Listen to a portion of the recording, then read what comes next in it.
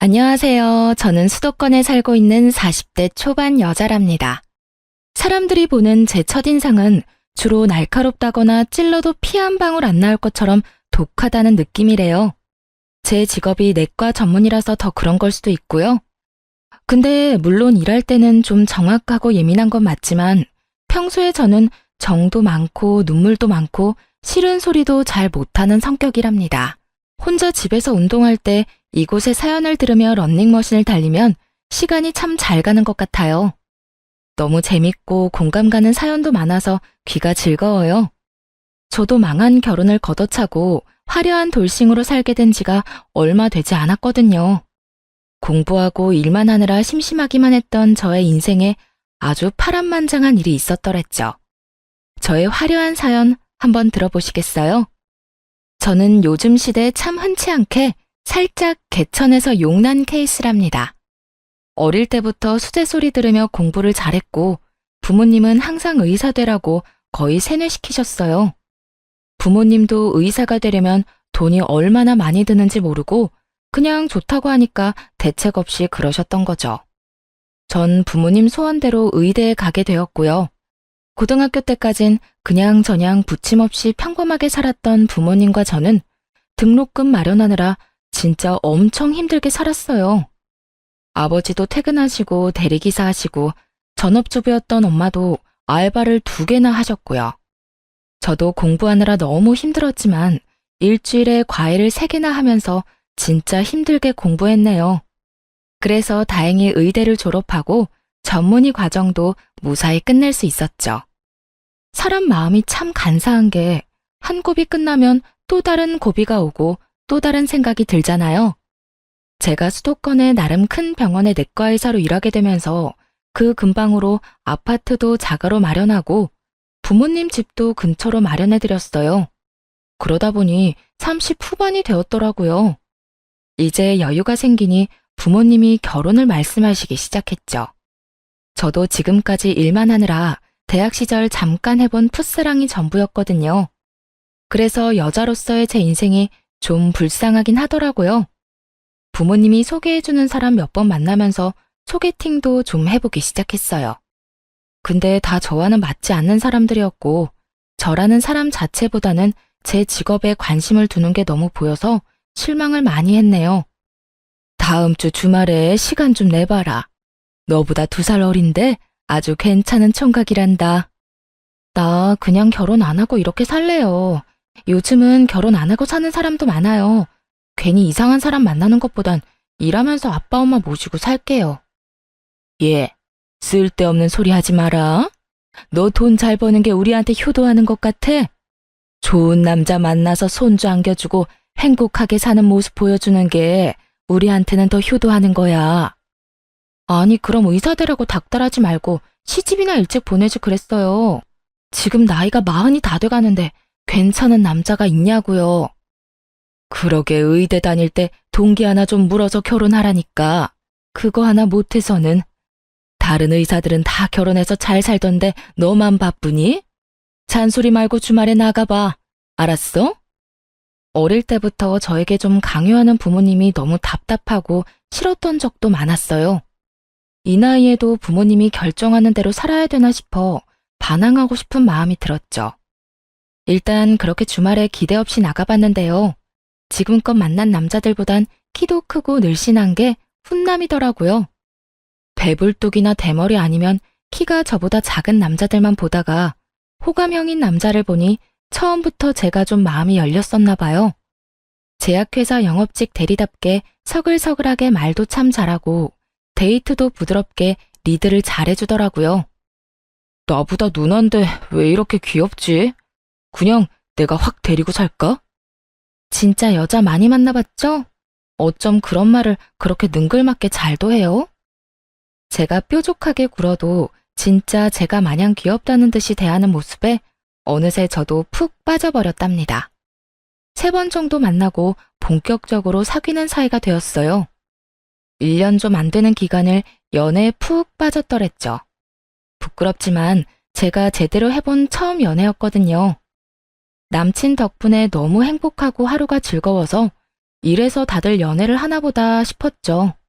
헤어질 때는 너무 아쉬워서 진짜 빨리 결혼해서 같이 살고 싶다는 마음까지 들었다니까요. 제 마음을 알았던 건지 저랑 같은 마음이었는지 남친이 드디어 저한테 청혼을 했어요.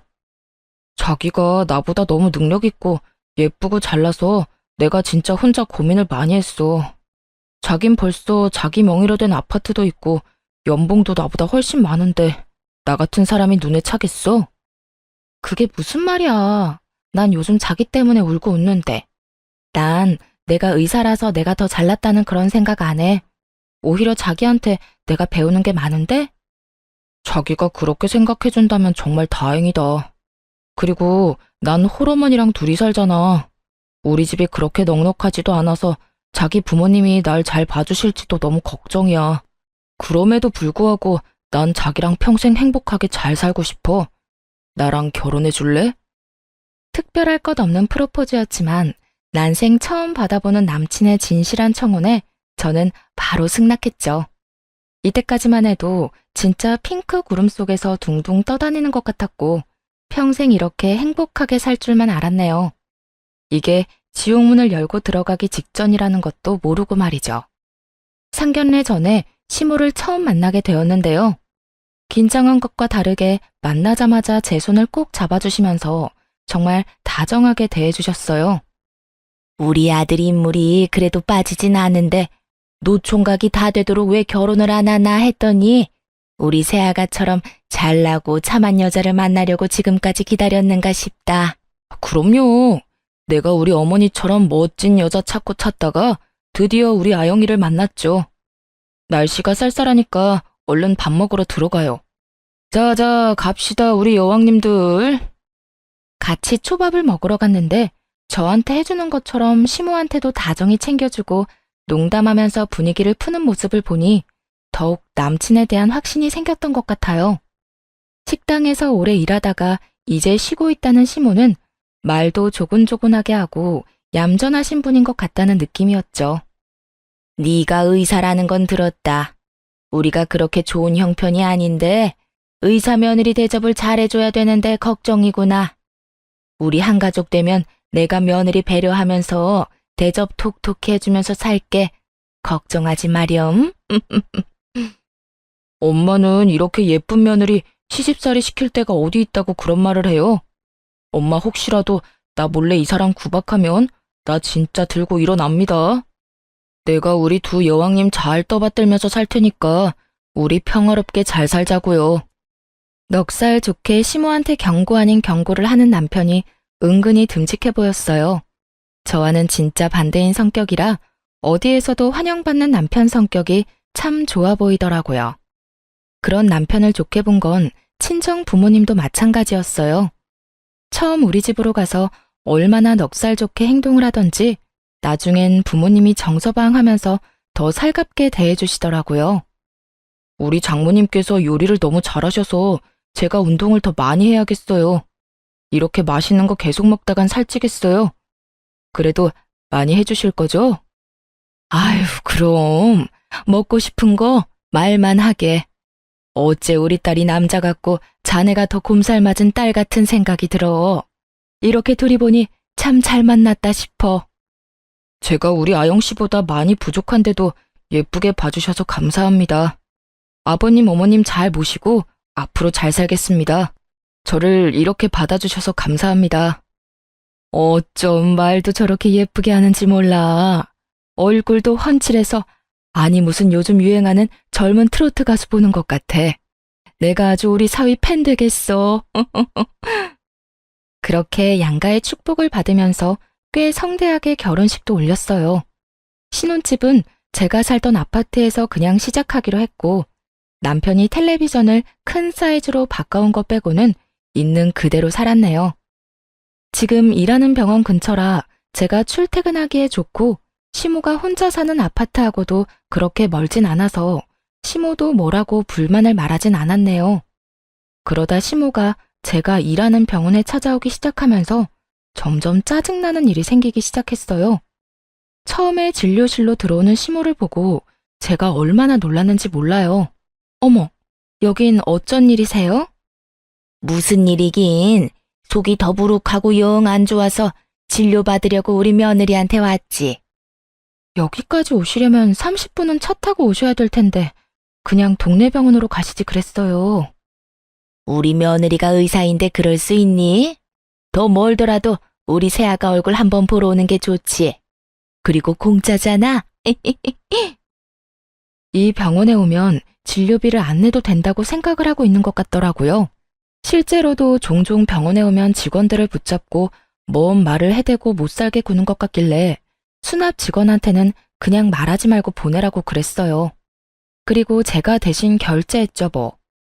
그렇게 한 달에 한두 번은 병원으로 오는데 말도 안 하고 와서 저는 항상 긴장된 마음으로 시모가 언제 오나 그런 생각까지 하고 지내야 했어요. 그것뿐만이 아니고 일부러 점심시간 직전에 와서 저를 기다리기 시작하더라고요. 이제 점심시간이지? 우리 오늘은 같이 점심 먹자. 우리 의사 며느리가 맛있는 것 좀 사줘. 아, 네. 여기 근처에 맛있는 식당 많은데 그럼 같이 가실래요? 뭐 드시고 싶어요? 아니, 내가 봐둔 데가 있어. 점심시간이 짧으니까 얼른 움직이자. 그렇게 시모한테 떠밀려 택시를 타고 도착한 곳은 병원에서 10분 정도 거리에 있는 백화점이었어요. 백화점 안에서도 꽤 가격 나가는 레스토랑으로 아주 당당하게 들어가길래 따라가 봤더니 이미 시모 친구 4명 정도가 앉아 있더라고요. 시모가 아주 의기양양한 목소리로 말했죠. 자, 우리 의사 며느리 데려왔어. 어때? 얼굴도 예쁘고 아주 참하지? 아니, 얘들이 결혼식에 와서 봤으면서도 자꾸 못 믿겠다고 그래서 말이야. 진짜 의사인데 얼굴도 곱네. 반가워요. 오늘은 우리 며느리가 쏠 테니까 마음껏 먹고 싶은 것들 먹어. 내가 왕년의 최정란이가 아니야. 이제 의사 며느리 돈 최정란이라 이거야. 시모와 친구들 사이에서 엄청 불편하게 밥 대충 챙겨 먹고 거의 30만 원 나왔는데 아무 소리 못하고 결제해버렸죠. 이게 한 번뿐이면 제가 그러려니 하고 넘어갔을 거예요. 의사 며느리 자랑하고 싶어서 그러려니 하고 말이죠. 근데 이게 일주일에 한 번은 꼭 점심시간 맞춰서 연락이 오는데 점점 스트레스를 받기 시작했죠.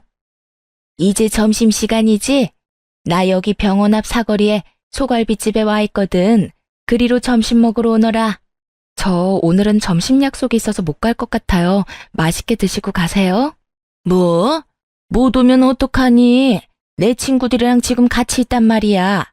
정 그러면 잠깐만 와서 계산 좀 해주고 가. 내 체면은 세워줘야지. 며느리 자랑 실컷 했는데 내가 뭐가 되니? 안 가면 병원까지 쫓아올 기세길래 어쩔 수 없이 식당으로 가야만 했어요. 너무 바쁘고 힘들어서 점심시간에 좀 쉬고 싶었는데 시모 때문에 너무 힘들더라고요. 제가 가니까 또 한바탕 시모의 자랑이 이어졌고요. 저는 남은 음식 깨작대며 먹으면서 왁자지껄하는 소리만 멍하게 듣고 있었네요. 우리 며느리가 여기 건강한 내과 전문이잖아. 내가 몸 안 좋을 때마다 가는데 얼마나 지극정성으로 잘해주는지 몰라. 앞으로 우리 며느리 봐서 저기 내과로 가. 어머, 나 그럼 지금 머리가 너무 아픈데 의사시니까 지금 나 진료 좀 봐줘요. 잠깐 맥 좀 짚어줘봐. 그래, 새아가. 여기서 잠깐 봐줘봐라.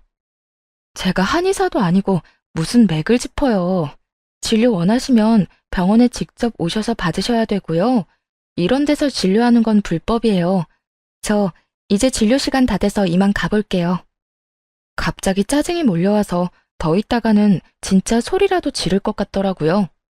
그래서 시모가 실컷 먹은 밥값을 계산하고 밖으로 나와버렸죠. 시모가 저를 따라 나오더라고요. 어머니, 앞으로는 오기 전에 하루 전엔 연락 주고 오세요. 저도 일하는 사람인데 무슨 구멍가게 오시듯이 그렇게 자꾸 오시면 제가 다른 직원들 보기 민망해요. 그리고 점심시간에 오시는 것도 좀 자제해 주세요. 저 너무 바빠서 원래 점심시간에 밥 안 먹고 쉬어야 돼요. 근데 요즘 어머니 때문에 쉬질 못하니까 너무 힘드네요. 어머, 뭐? 네가 그렇게 말하니까 내가 너무 서운하다. 내가 뭐 돈 때문에 그러니? 친구들이 너 보고 싶다고 하고 나도 우리 잘난 며느리 자랑하고 싶어서 그런 거지. 시모가 풀 죽어서 말을 하니까 꼭 제가 나쁜 사람이 된 것 같은 기분이 들었어요. 남편한테도 몇 번이나 말을 해봤지만 그때마다 다른 말로 돌려서 대화를 끝내지 못한 적이 많아요. 이번엔 작정하고 말을 했어요. 자기가 어머님한테 말해준다며 오늘 또 친구들하고 병원 근처 고깃집에 오셨어. 점심시간에 나 부르는 것 때문에 얼마나 스트레스 받는지 알아? 엄마가 얼마나 자기를 자랑스러워하면 그러시겠어. 난 장모님이 우리 회사 오시면 엄청 반갑고 좋을 것 같은데. 자기는 이렇게 보면 좀 차가운 면이 많아. 무슨 말을 그렇게 해? 그렇게 수시로 찾아오셔도 나 앞에서는 싫은 소리 안 하고 밥 다 사드렸어. 이런 말 안 하려고 했는데 무슨 백화점 식당 아니면 갈비집 아니면 비싼 일식당만 가시고 금액이 얼마나 많이 나오는지 알아? 그럼 앞으로 어머니 찾아오면 당신이 돈 대신 내줘. 당신 연봉이 얼만데 그깟 밥값 가지고 그래. 알았어. 화내지 마. 주름 더 생겨. 내가 엄마한테 잘 말씀드려 볼 테니까. 요즘 따라 제 외모 가지고 자꾸 한 소리씩 하는 남편이 거슬리더라고요. 여기서 제 주름 얘기는 왜 나오나요? 이런 식으로 살짝 말을 바꾸거나 슬쩍 넘어가는데 도 같아서 제가 말싸움에서 이길 수가 없었어요. 남편이 말을 하긴 했는지 시모가 병원으로 찾아오는 날이 확 줄었어요. 저도 다시 일에 열중할 수 있었고 시모와 작은 마찰들이 있긴 했지만 그럭저럭 지나가다 보니 그렇게 2년 정도가 지났어요. 어느 날 시모가 대뜸 주말에 오라고 하길래 남편과 함께 가봤더니 앓는 소리를 해대더라고요. 내가 너랑 사이가 멀어질까봐 얘기는 안 했지만 요새 너무 나한테 소홀한 거 아니니? 네가 바쁜 건 알지만 그래도 며느리로서의 도리는 최소한 해야 되는 거 아니냔 말이야. 갑자기 그런 말씀하시니 당황스럽네요. 저는 그래도 못한 거 없다고 생각하는데요. 그렇게 생각한다는 자체가 틀렸다는 거야. 해도 해도 부족하다고 생각해야 고부간의 사이가 돈독해지는 거 아니겠니? 어머니가 달라는 대로 용돈 다 드렸고 자주 급하다고 100만 원, 200만 원씩 빌려가시는 돈 저 한 번도 달라고 말씀드린 적 없어요. 그냥 드리는 거라고 생각했고요. 넌 가만 보면 다 돈으로만 해결하려고 하더라. 사람이 마음이 중요한 거지. 내가 너무 외롭고 허전해서 친구들이랑 여행을 좀 가려고 하거든. 요즘엔 자식들이 효도 여행을 보내주는데 아주 크고 멋진 크루즈를 타고 세계 일주 같은 걸 한다더라. 이 사람은 예전엔 저희 부모님한테 혼자 찾아가기도 하고 그러더니 이젠 용돈은커녕 전화 한 통도 안 하는데요. 저는 그대로 바쁜 와중에 용돈도 챙겨드렸잖아요. 근데 이번엔 효도 여행이요? 아들한테 보내달라고 하시면 되겠네요. 아, 갑자기 왜 나를 걸고 넘어져? 내가 바빠서 요즘 장인 장모님한테 소홀했는데 그게 그렇게 서운했어? 그럼 직접 나한테 말을 하지 여기서 뭐야? 엄마, 그거 여행 가세요. 얼만데요? 어머 진짜? 역시 우리 아들이 최고야. 1,000만 원인데 일단 계약금 200만 원을 걸어야 돼. 금액은 할부로 내도 되고. 근데 우리 의사 며느리가 그깟 1,000만 원이 부담되겠니? 어머니는 제가 무슨 어머니 지갑인 줄 아시나 봐요. 뭔 일만 있으면 다 저한테 돈을 달라고 하세요. 아드님이 보내준다니까 아드님한테 달라고 하시면 되겠네요. 엄마, 200만 원이면 내가 내주려고 했는데 1,000만 원은 너무 크다. 그건 그냥 가지 마시고요. 나중에 겨울에 동남아로 내가 보내드릴게요. 친구들은 다 간다고 그러는데 나만 안 가면 내 체면이 뭐가 되니? 명색이 의사 며느리 뒀는데 말이야. 그러지 말고 네 한 달 월급도 안 되는데 좀 보내줘. 제 한 달 월급이 안 된다고요? 어머니가 제 월급을 어떻게 알고 그런 말씀을 하세요? 그런 큰 돈으로는 우리 부모님도 여행 못 보내드렸고요. 전 돈 못 드리니까 그렇게 가고 싶으시면 아들 카드로 긁으시던지 알아서 하세요. 저는 더 있고 싶지 않아서 그냥 시댁을 나와버렸어요. 같이 밥이 넘어갈 분위기도 아니었고요. 핸드폰도 꺼버리고 혼자 공원에 가서 머리 좀 식히고 집으로 들어갔죠. 늦은 시간인데 남편은 집에 안 왔더라고요. 저는 깜깜한 거실에 혼자 가만히 앉아 있다가 핸드폰을 다시 켜봤어요. 남편은 친구들을 만난다고 짧게 메시지를 보내놨더라고요. 그걸 보니 그냥 헛웃음만 나오더군요. 그리고 시무한테 전화가 많이 와 있더라고요. 호랑이도 제 말하면 온다고 또 바로 전화가 왔죠. 너 어디 시어머니가 말하는데 그렇게 집을 나가버리니? 네가 시어머니가 무서운 줄을 모르는 모양이구나. 내가 이번에 한번 보여줘. 왜 전화하신 건데요? 그 여행 때문에 그러세요? 제가 이미 싫다고 말씀드렸잖아요. 내 친구들은 며느리들 얼마나 시집살이 시키는 줄 아니? 넌 내가 너무 봐준 것 같구나. 이제부터라도 너도 며느리 노릇 톡톡히 해라. 다음 주부터 매주 일요일마다 우리 집에 와서 살림 배우고 청소도 좀 하고 해라. 일요일에 안 오기만 해봐. 알았어? 시모가 그렇게 잔뜩 으름장을 놓고 거칠게 전화를 끊어버리더라고요. 의사 며느리라고 그렇게 자랑하고 난리칠 때는 언제고 돈 안 주니까 바로 안면 바꾸는 시모를 보니 기가 차더라고요. 그냥 무시했는데 금요일 저녁부터 주말에 무조건 오라고 전화를 해대고 메시지를 계속 보내는 거예요. 그러거나 말거나 당연히 안 갔어요. 남편은 이미 새벽부터 무슨 테니스를 친다면서 나갔거든요. 혼자 침대에 누워서 쉬고 있는데 남편이 전화가 왔더라고요. 당신 우리 엄마한테 안 갔어? 일요일에 가기로 했다며. 나한테 전화하고 난리셔. 빨리 가봐. 내가 왜 가? 난 간다고 한 적 한 번도 없는데? 당신이 아들인데 왜 나한테 자꾸 그 비싼 여행을 보내달라고 하는 거야? 당신이 보내드려. 난 며느리로서 내 도리는 다 했다고 생각해. 효도는 셀프 몰라? 내가 1,000만 원짜리 여행 보내드릴 여유가 어딨어. 당신은 능력이 되잖아. 며느리로서 그 정도 해드릴 수 있잖아. 능력이 없으면 다른 걸로라도 최선을 다해야 되는 거 아닐까? 당신이 지금 남편 역할, 아들 역할 잘하고 있는지 한번 자신을 돌아봐.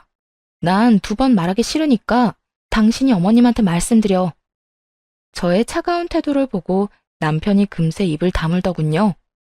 남편이 말을 한 건지 만 건지 시모는 정신 못 차리고 계속 오라고 난리를 쳤죠. 너 내 말 무시하니? 주말에 그렇게 오라는데 어떻게 한 번을 안 와? 너 진짜 안 되겠다. 너 오늘 저녁에 퇴근하고 당장 우리 집으로 와서 저녁해. 알았어? 내일도 안 오면 진짜 가만 안 있을 거야. 이제 진짜 별 어거지를 다 부리더라고요. 전 남편한테 전화해서 퇴근하고 시모한테 가보라고 했죠. 시모가 맛있는 저녁 해놨다고 먹고 오라고 말이죠. 저는 어차피 야간 진료를 하는 날이었기 때문에 병원에 있었는데요.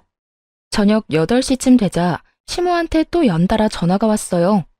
너 진짜 한번 해보자 이거야? 내가 만만하게 보여? 너 와서 저녁하라니까 왜 우리 아들을 보내? 전 오늘 야간 근무라 못 가요. 제 대답은 듣지도 않고 계속 오라고 소리만 치시니까. 대신 아드님 보내드린 거잖아요. 뭐가 잘못됐나요? 이게 무슨 경우 없는 짓이야? 내가 너 오라고 했지. 우리 아들은 일하느라 피곤한데 이 시간에 여길 왜 오라고 하니? 저는 밤 10시까지 진료 보는데 전 안 힘든가요? 왜 이렇게 저를 못 괴롭혀서 난리예요? 그 여행비 안 들여서 그러는 거예요? 그래, 나 그 여행 꼭 가야 된다. 다달이 용돈 더 주는 셈 치고 할부라도 해줘 그럼.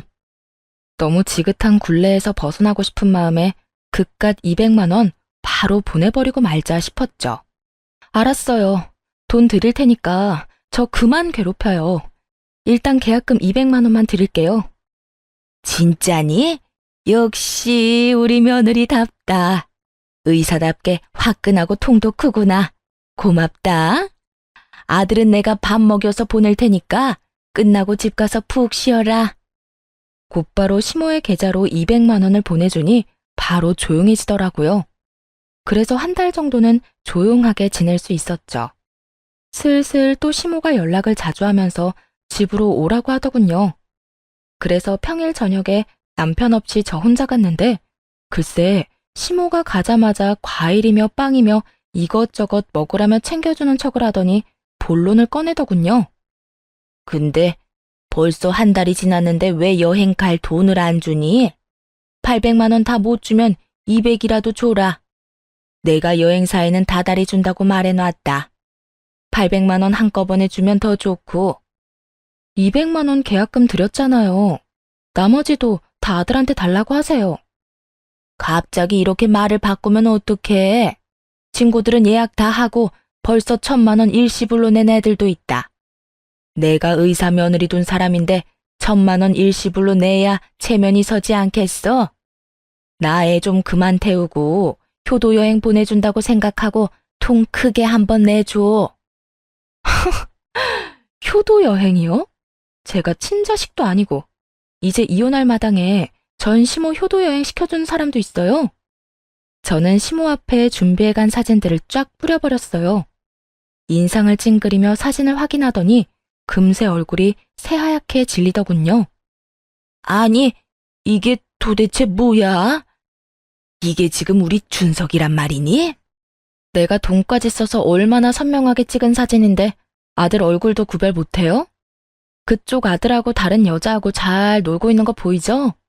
이제 누구한테 그놈의 효도 여행 보내달라고 해야 되는지 확실히 감이 오죠?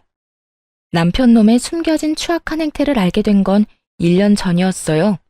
결혼 전엔 그렇게 귀엽다 예쁘다 해주더니 결혼한 지 얼마 되지도 않아서 뱃살이 늘어졌다느니 입가 주름이 너무 패였다느니 외모 지적을 하기 시작했죠.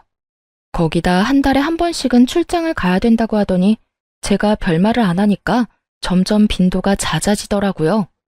몇 달 후에는 거의 한 번 지방으로 출장 가면 3일씩 집을 비우기 시작하더라고요. 아무리 영업직이라도 연애 전엔 출장 한 번도 안 가다가 갑자기 지방으로 돌고 도니 이상한 촉이 오더라고요.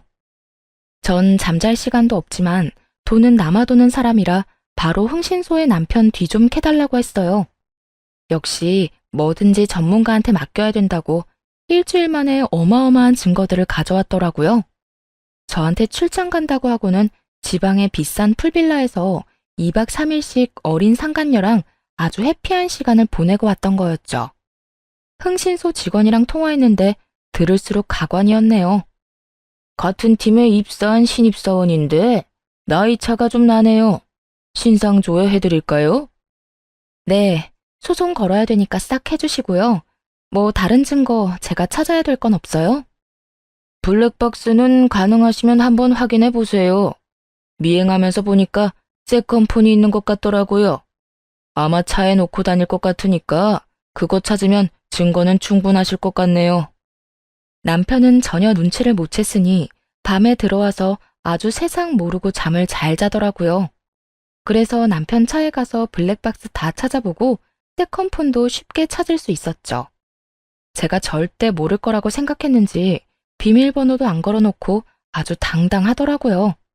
덕분에 아주 편하게 증거 수집 잘했네요. 상간녀는 남편 놈보다 15살이나 어렸는데 아주 남편이 비싼 식당에 다 데리고 다니며 밥 사 먹이고 명품 지갑이며 화장품이며 다 사다 날라줬더라고요. 저한텐 길거리에서 파는 머리핀 하나 사준 적 없는 인간이 말이죠. 생각해보면 연애할 때부터 제가 돈을 더 잘 번다는 이유로 제가 데이트 비용 낸 적이 훨씬 많았고 선물다운 선물을 받아보지도 못했어요. 맨날 말로만 대단하다, 귀엽다 이런 입 발린 소리만 들으면서 좋다고 결혼까지 했었네요. 거기다 남편 놈이랑 상간녀가 나눈 메시지를 읽으니 더욱 제가 호구였다는 사실을 실감할 수 있었어요. 내가 이 백 갖고 싶었던 거 어떻게 알았어요? 역시 우리 오빠는 잘생긴 데다가 능력까지 있어서 너무 멋있어. 정말 고마워요. 잘 쓸게요. 저번에 백화점에서 한참 보는 거 알아놨지. 내가 우리 애기 가방 하나 못 사주겠어? 나한텐 돈 들어오는 든든한 지갑이 있잖아. 못생기고 나이 들었어도 그래도 의사니까 산다는 마누라님? 우리 사랑에 금전적으로라도 도움을 주니까 그래도 우리한테 필요하기라고 해야 되나요? 진짜 우리 애기 얼굴 보다가 걔 얼굴 보면 꼴이 말이 아니야. 토할 것 같아. 나이 들어서 볼품 없으면 관리라도 해야지. 맨날 바쁘다고 로션 하나 안 바른다니까. 진짜 여자로 전혀 안 느껴져. 우리 자기한테 여자는 나 하나면 되잖아. 우리 다음 주에 여수 풀빌라 가는 거 맞지? 거기 너무 가고 싶었는데 예약해줘서 고마워요. 우리 애기가 가고 싶다는데 그 정도야 당연하지. 우리 다음엔 휴가 날짜 맞춰서 하와이 한번 갈까? 내가 마누라 전에 자기를 일찍 만났어야 되는데 진짜 집에 들어가기도 싫다. 남편의 추악한 진심을 알게 된 그날, 저는 제 차 안에서 가슴을 치며 통곡했어요. 저는 늦게 한 결혼인 만큼 나름대로 최선을 다했고, 남편이 집안일 한 번을 안 도와줘도 잔소리 한 번 안 하고 참고 살았어요. 서운한 부분이 있어도 괜히 남편이 나 때문에 자격지심 생겨서 그런 걸까봐 혼자 전전긍긍하기도 했고 말이죠.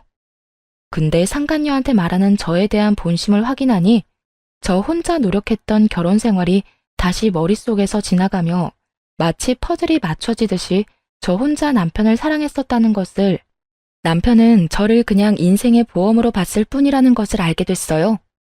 저는 이를 악물고 남편한테 제대로 복수해주기로 결심했어요. 그래서 지난 1년간 남편의 외도를 전혀 모르는 척하면서 출장 간다고 하면 오히려 흔쾌히 보내줬죠. 그리고 남편 놈을 한 방에 보내버릴 증거들을 꾸준히 모아왔어요. 제가 던져준 사진들을 확인한 시모는 오히려 안면을 확 바꿔서 뻔뻔하게 굴더라고요. 뭐, 이런 사진 가지고 지금 뭘 할 수 있니? 직장 동료랑도 야유회인가 뭐 그런 걸로 갈 수도 있는 거고, 사진도 뭐 별거 없구만. 내가 갖고 있는 게 그게 다일 것 같아요? 맛보기용으로 가장 약한 걸로 보여준 건데요. 소송 들어가면 제대로 다 보여줄게요. 뭐? 소송? 너 진짜 우리 아들이랑 이혼이라도 할 거란 말이니? 너도 이제 금방 50인데 네가 우리 아들 같은 남자 또 만날 수 있을 것 같아? 남자 바람은 말 그대로 스쳐 지나가는 바람일 뿐이야. 남자들은 호기심이 있어서 한 번씩은 다 바람 핀다더라. 그러니까 그냥 한 번만 이해하고 넘어가 줘라.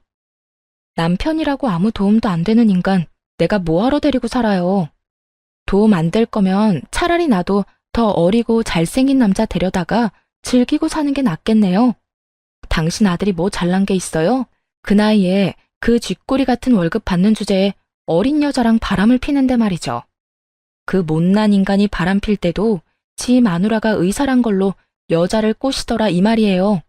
진짜 찌질하지 않아요? 니네 부부 문제는 니네가 알아서 하고 일단 여행 갈 돈만 좀 줘. 정 안 되면 빌려주면 내가 다달이 갚을게. 지금 내 친구들 다 간다는데 나만 못 간다고 그러면 얼마나 뒤에서 말이 나오겠니? 지금 이 마당에 그놈의 여행이 중요해요? 어차피 계약금 200만 원도 당신 아들 돈이었으니까 나머지도 아들한테 받아내요. 그 돈이 우리 준석이 돈이라고? 그렇게 돈 잘 버는 네가 줘야지 어떻게 우리 아들이 돈을 냈어? 이혼한다는 말보다 계약금이 제 주머니에서 나온 돈이 아니었다는 게 시모한테는 더 충격인 모양이었죠. 아주 개거품을 물면서 흥분을 하더군요. 그 꼴이 얼마나 웃기던지 사실대로 다 말해줬어요. 증거 수집이 다 됐다 싶었을 때 친정 부모님께 찾아가서 다 말씀드렸어요. 워낙 남편 놈을 좋게 보셨던 두 분이라 한참 동안 충격으로 말씀이 없으셨답니다. 세상에 믿을 놈 하나 없다더니 우리 앞에서는 그렇게 살갑게 대해놓고 뒤로는 그런 몹쓸 짓을 하다니. 이혼은 당연하고 이 땅에서 발 딛고 못 살게 만들어버려라. 그놈이 명절하고 어버이날에 50만 원씩 줬어. 우리야 너한테 용돈을 넉넉히 받으니 고마운 마음으로 쓰지 않고 모아두고 있었거든. 그거 홀랑 안 써버리길 얼마나 잘했니? 이거 네가 가져가서 돌려주든 어떻게 해버려라.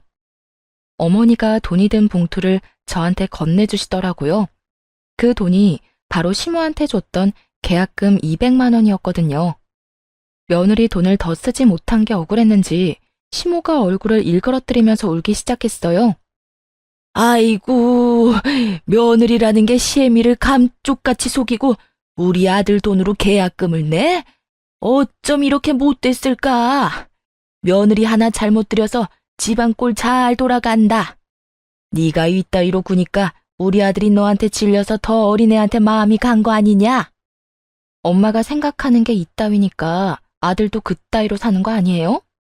내 돈 못 쓴 게 그렇게 억울해요? 난 당신 아들한테 철저히 속았는데. 당신들한테 쓴 내 돈이며 내 시간은 어떻게 보상할 건데. 그때였어요. 우당탕탕 문이 열리면서 남편 놈이 뛰어들어왔죠. 급하게 달려왔는지 평소와는 다르게 머리도 다 헝클어지고 양복 셔츠도 삐져나온 모습으로 제 앞에 바로 납작 무릎을 꿇더라고요. 여보, 진짜 다 오해야. 그냥 출장을 같이 몇 번 가다 보니까 당신이 오해를 한 것 같은데 절대 그런 사이 아니야. 걔가 나보다 몇 살이 어린데 그런 애송이랑 말도 안 되는 소리야. 그러게, 그렇게 어린 년이랑 정신 연령이 똑같아서 그런가 아주 잘 맞더라. 내가 사진만 몇 장 올려주니까 증거가 그게 다인 줄 알아? 네 놈들이 나눈 메시지도 한가득이야. 애기야 하면서 난리가 났던데 그래도 아니라고 잡아뗄래? 여보, 내가 진짜 잘못했어. 걔가 자꾸 나한테 들러붙어서 내가 잠깐 돌았었나 봐. 걔는 나한테 진짜 아무것도 아니었어. 바로 정리할게. 나한테 먼저 말했으면 내가 다 설명했을 텐데 그걸 회사 게시판에 올리면 어떡해. 일이 지금 너무 커졌어. 역시 이 상황에서도 너는 너만 생각하는구나. 너 때문에 상처받고 이악 물면서 1년을 버틴 나는 보이지도 않지? 뭐? 늙어서 옆에 가기도 싫고 의사만 아니었음 결혼도 안 했을 거라고? 차라리 나한테 직업, 의사면 돈 많이 벌겠다고 대놓고 말하던 남자들이 너처럼 본심 숨기고 쇼하는 놈보단 100배, 1000배 낫다. 이 독사 같은 놈아. 여보, 진짜 오해야. 난 정말 당신만 사랑한다고. 그 어린애한테 분위기에 취해서 뭔 말을 못해. 우리는 인생의 한 팀이고 서로 도와가면서 살아야 되는 가족이잖아. 감정적으로 하지 말고 이성적으로 해결해야 되지 않을까? 우선 회사 게시판에 올린 그 게시물 좀 지워줘. 인사팀에다 지워달라고 해도 본인만 지울 수 있다고 손 놓고 있다니까. 나쁜 놈들이. 뻔뻔하게 신입사원이랑 바람까지 피워놓고 불이익은 당하기 싫어? 나쁜 짓을 했으면 벌 받는 거 당연한 거 아니야? 이 무례한 같은 인간아. 개인적인 일인데 이걸로 잘린다는 게 말이 돼? 회사 내규 들먹이면서 나한테 권고사직까지 말하는데 이거는 팀장 자식이 이 기회로 나 자르려는 거라고. 당신은 우리 회사 어떻게 돌아가는지 모르잖아. 일단 그 게시물만 지워줘. 지금 그 회사 잘리면 이 나이에 어딜 가겠어. 당신도 남편이 백수 되면 좋을 거 없잖아. 너랑 이혼하는 마당에 네가 백수가 되든 거지가 되든 내가 알 바 아니지. 안 그래? 남편이 갑자기 눈에 쌍심지를 켜고 벌떡 일어나서 저를 째려보더라고요. 뭐? 이혼? 누구 마음대로 이혼을 해? 이 정도 지나가는 바람 가지고 일 커지게 만들어서 회사까지 잘리게 하면 당신도 유책 배우자 되는 거야. 당신이 이혼 소송이라도 하면 난 당신 명예훼손으로 고소할 거라고.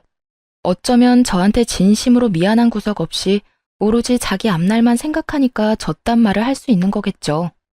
저렇게 뻔뻔한 인간을 그동안 착하다고 믿어오며 결혼 생활을 했던 제 자신을 진짜 마구 두드려 패주고 싶었네요. 저는 너무 화가 나서 부들거리는 손을 들어 남편의 뺨을 세차게 날려버렸죠. 웃긴 건 자기 아들 맞으니까 시모가 아악 소리를 내며 개거품을 물고 달려들더라고요. 아무리 그래도 남편을 때리는 마누라가 어딨어? 요즘 애들은 남편을 아주 지발 아래로 봐. 너도 한 대 맞아봐. 맞아봐. 시모가 개거품을 물며 저한테 달려들더라고요. 제가 옆으로 슬쩍 비켜섰더니 시모가 그대로 앞으로 고꾸라져 넘어졌어요. 휙 고개를 돌려서 저를 노려보더니 통곡을 하면서 울기 시작했어요. 아이고, 이제 며느리가 시어미한테도 폭력을 쓰네. 아이고, 며느리 하나 잘못 들어와서 집안이 아주 풍비박산이 났구나. 아이고. 그러면서 졸도하듯이 뒤로 혼자 넘어가더라고요. 놀란 남편놈이 달려가서 시모 붙잡고 엄마 하면서 같이 울기 시작했어요. 참나, 아무것도 모르는 사람들이 보면 무슨 눈물 없이는 못 보는 드라마 찍는 줄 알겠네요. 저는 기가 막혀서 그 모습을 일단 지켜보고 있었어요. 당신 진짜 이렇게까지 해야 돼? 나랑 먼저 얘기했으면 이렇게까지는 상황이 안 됐을 거야. 우리 엄마한테까지 와서 이렇게 헤집어 놓으면 나이 드신 엄마가 견디실 수 있겠어? 진짜 너무하다. 누가 누구한테 너무하다고 하는 건지 어이가 없네? 그리고 니네 엄마가 나한테 돈 달라고 부른 거야. 내가 이 집구석에 찾아온 게 아니고. 난 더 이상 너희 모자 얼굴 보고 싶지도 않으니까 빨리 여기다 도장 찍어. 이게 내가 너한테 주는 마지막 배려야. 남편은 제가 건넨 종이를 보더니 흠칫 놀라더군요. 그러더니 종이를 팍 던져버리는 게 아니겠어요? 이혼 합의서? 이런 것까지 준비해오고 아주 작정했구나. 자기야, 난 절대 이혼 못해. 내가 평생 속죄하면서 자기 말만 잘 들으면서 살게. 제발 한 번만 넘어가줘. 부탁이야. 나 1년 동안 네가 바람피는 증거 모았어. 이혼 소송 들어가면 나는 비싼 수임료 내고 최선을 다해서 소송 준비할 건데 너 나 이길 수 있어? 그 나이에 돈 1,000만 원도 없는 데다 백수될 주제에? 난 이미 변호사 상담까지 다 끝났고 네가 합의 이혼 싫다고 하면 전화 한 통하면 바로 소송 시작할 수 있어. 위자료 2천 이상은 청구할 건데 네가 일시불로 줄 능력이나 있냐고. 제가 따박따박 맞는 말만 하자 남편은 모든 걸 체념한 듯이 고개를 푹 숙이더라고요. 머릿속에서 아주 오만 가지 생각을 하면서 좋지도 않은 머리를 굴리고 있는 게 훤히 보이더라고요. 능력도 없는 주제에 그동안 나 믿고 월급 펑펑 써대고 돈 한 푼 안 모은 게 이제야 후회가 좀 되겠네? 너도 참 바보 같다. 내 비위 적당히 맞추면서 살았으면 늙어서까지 의사 마누라 옆에 두고 분수에 안 맞는 호강했을 텐데 말이야. 다 네 잘못이니까 평생 찢어지게 가난하게 살면서 네 좋았던 시절 떠올리며 살아봐. 난 진짜 당신이랑 헤어지면 못 살아. 내가 어떻게 하면 용서해 줄 거야? 난 절대 이렇게 못 끝내, 여보. 너랑 더 이상 말싸움하기도 싫어. 1분 안에 결정해. 지금 도장 찍고 죽은 듯이 조용히 살 건지 아니면 한번 이혼 소송 제대로 해볼 건지. 제가 이혼 합의서를 뺏어갈 제스처를 취하자 비굴하게도 종이를 휙 잡더라고요. 그러더니 한숨을 푹푹 쉬면서 시모 집에 있던 도장을 찾아서 결국 찍더라고요. 저는 서류를 휙 뺏어서 그 집구석을 나와버렸어요. 차마 제 앞에서는 못하다가 제가 나가니까 뒤에서 아악하고 소리를 지르고 뭘 깨부수는 소리가 나더라고요. 집에 가자마자 남편 짐 그대로 상자에 다 쓸어 담고 다음날 아침 이삿짐 센터 차 불러서 한 번에 시모 집으로 다 보내버렸어요. 근데 웃긴 건 남편 놈 짐은 다 시모 집으로 갔는데 시모는 제 집으로 찾아왔다는 거죠. 타이밍도 참 기막히게 사람들이 상자를 갖고 나갈 때 시모가 도착해서 현관문이 활짝 열린 상태였어요. 시모가 얼른 집으로 들어와서 제 앞에 무릎을 꿇고는 손을 싹싹 빌기 시작했죠. 예, 너 나가고 내가 준석이 엄청 혼냈다. 내가 이렇게 빌 테니까 제발 이혼만은 하지 말거라. 그 여행 가는 것도 돈 안 줘도 되고 나 그 여행 안 가도 된다. 너만 이혼 안 한다고 하면 내가 앞으로 너한테 용돈 달라고 하지도 않으마. 응? 뒤에서 내 욕하면서 어린애랑 놀아난 남자 받아줘가며 살 만큼 내가 착하지가 않아요. 그 나이 어린 새 며느리 될 여자한테 그놈의 잘난 효도 여행 보내달라고 해요. 시모가 계속 주저앉아서 울기만 하고 나갈 기미가 안 보여서 결국 시모를 일으켜서 밖으로 밀어내야만 했었죠. 시모는 어떻게든 밖으로 안 밀려나려고 문을 팔로 잡고 버티더라고요. 계속 이런 식으로 나오면 이혼 소송으로 가는 수밖에 없어요. 한번 지저분하게 끌고 가볼까요? 그쪽 아들 앞길 생각한다면 다신 이렇게 찾아오지 말아요. 병원이든 집이든 찾아오면 바로 경찰에 신고할 거니까. 그동안 가족으로 지낸 세월을 생각해서라도 다시 한 번만 생각해줘. 우리 아들 한 번만 봐줘. 나를 진짜 가족이라고 생각했을지 모르겠네요. 그동안 나를 며느리가 아니라 아줌마 돈주머니로 생각한 거 아니고요. 아줌마 아들도 못해준 걸 왜 며느리한테 공짜 대접을 그렇게 받으려는지 이해가 안 갔지만 그래도 가족이니까 좋은 마음으로 해줬던 거예요. 그런 내 마음을 이용하고 기만한 건 아줌마랑 아줌마 아들이고 그렇게까지 말했는데도 아직도 저를 우습게 보는 건지 시모는 움직일 기미가 없더라고요. 집에 들어가서 바로 경찰을 불렀습니다. 제 집 앞에서 한참 쭈그려 앉아 있다가 경찰이 오니까 그제야 꺼이꺼이 울면서 경찰 따라가더라고요. 남편놈이 집에 와서 비련의 남주인공처럼 울고불고 난리친 건 뭐 말할 필요도 없겠네요. 거의 수십 번 와서 그 짓을 하더군요. 저는 바로 집도 전세 내놓고 다른 아파트 구해서 이사 갔어요. 아참, 병원도 결국 관뒀어요. 그래서 다행히 병원에서 남편이 난리치는 꼴은 보지 않았고요. 마음 같아서는 상간녀 소송하고 이혼 소송해서 2천만 원이라도 악착같이 받아낼까 싶었는데요. 나이 40 넘어서 그런 쓸데없는 일에 에너지 쏟고 싶지 않더라고요. 그깟 돈으로 그 인간들과 계속 얽혀있기도 싫었고요. 만약 재산 분할이라도 하게 되면 그 인간 재산은 한 푼도 없고 제 재산만 잡힐 텐데 그냥 그 인간한테 땡전 한 푼도 안 두고 깔끔하게 시간 낭비 안 하고 끝낸 게 더 낫다 싶어요. 지네들 분수도 모르고 황금오리 배 가르듯이 의사 며느리 지갑 탈탈 털어먹으려다가 아들 반품당하고 지인들한테 쪽팔림과 무시당할 시모 생각하면 나름 통쾌하네요. 이 사연 들으시는 시어머니들이 있다면 다들 한 번씩은 생각해 보시기를 바래요. 왜 평생 아들한테 받아본 적 없는 효도를 며느리한테 받으려고 하는지 말이죠.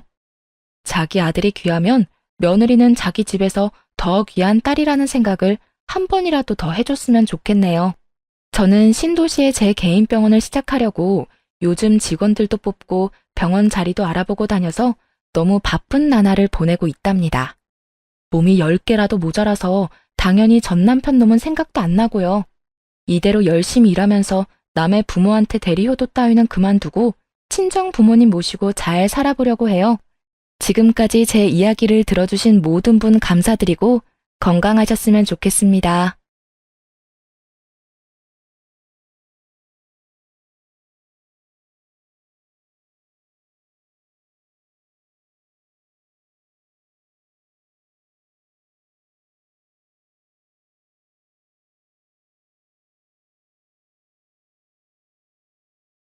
안녕하세요, 여러분. 저희 외할머니가 살아계셨을 때 이런 말씀을 하셨어요. 자기 자식 홀대하는 집에는 절대로 시집가면 안 된다고요. 자식이란 그저 존재하는 것만으로도 사랑스러운 존재인데 그런 자식을 홀대하는 건 분명히 그 집 부모에게 문제가 있는 거라고요.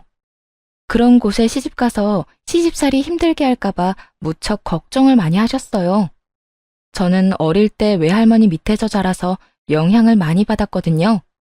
그리고 한 가지 더, 가족끼리 결속이 너무 강한 집안은 피하라고 말이죠. 그 안에 네가 가족으로 인정받기까지 시간도 많이 걸릴 것이고 결국 제가 소외감을 느낄 거라고 하셨죠. 그런데 외할머니께서도 모르는 게 있었나 봐요. 결혼을 해보고 겉과 속이 전혀 다른 가족도 있더라고요. 그런 곳을 정말 조심해야 하는 거죠. 그런 면에서 저희 시댁은 처음에는 정말 잘해주셨어요. 어머, 어서 와요. 우리 아들한테 여자친구가 있다는 말을 듣고는 얼마나 깜짝 놀랐는지 몰라요. 맞아요, 언니. 오빠한테 여자친구가 있다니 상상도 못했어요. 저희끼리 결혼 이야기를 끝내고 시댁에 갔을 때 시모와 신우는 저에게 환대하는 모습을 보여줬어요.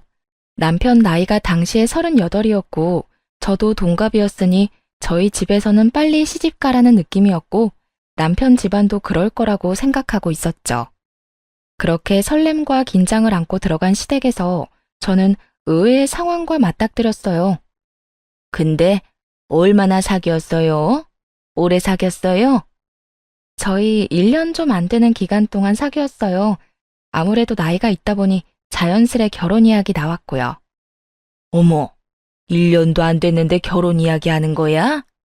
요즘 애들 그렇게 빠르게 결혼 선택했다가 이혼도 많이 하잖아. 그래도 연애를 2년 정도는 해보고 결혼을 해야 하지 않을까? 저희 집에서는 벌써 결혼하라고 난리라서요. 이 사람이 워낙 괜찮은 사람이라 저도 한다면 빨리 하고 싶고요. 저는 남편을 보며 싱긋 웃었죠.